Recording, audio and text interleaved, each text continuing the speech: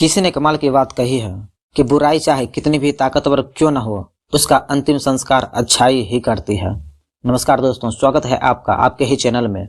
यदि आप इस चैनल पर पहली बार आए हैं तो चैनल को लाइक करें, शेयर करें एंड सब्सक्राइब करें ताकि ऐसे ही मजेदार कहानियां आपके लिए लाते रहें। और यदि आप पहले से ही सब्सक्राइब कर रखे हैं तो इसके लिए आपका कोटि कोटि धन्यवाद। चलिए शुरू करते हैं। साधु और खजूर। एक दिन की बात है, एक साधु गांव के बाहर वन में स्थित अपनी कुटिया की ओर जा रहा था। रास्ते में बाजार पड़ा। बाजार से गुजरते हुए साधु की दृष्टि एक दुकान में रखी ढेर सारी टोकरियों पर पड़ी। उसमें खजूर रखे हुए थे। खजूर देखकर साधु का मन ललचा गया। उसके मन में खजूर खाने की इच्छा जाग उठी, किंतु उस समय उसके पास पैसे नहीं थे।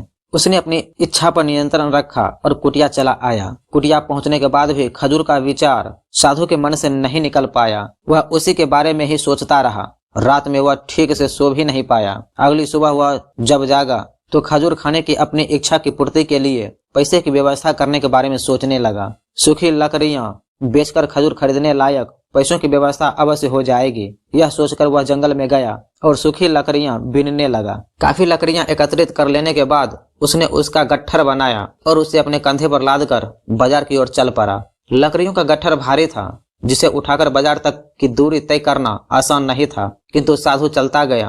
थोड़ी देर में उसके कंधे में दर्द होने लगा, इसलिए विश्राम करने वह एक स्थान पर रुक गया। थोड़ी देर विश्राम कर वह पुनः लकड़ियां उठाकर चलने लगा। इसी तरह रुक रुक कर किसी तरह वह लकड़ियों के गट्ठर के साथ बाजार पहुंचा।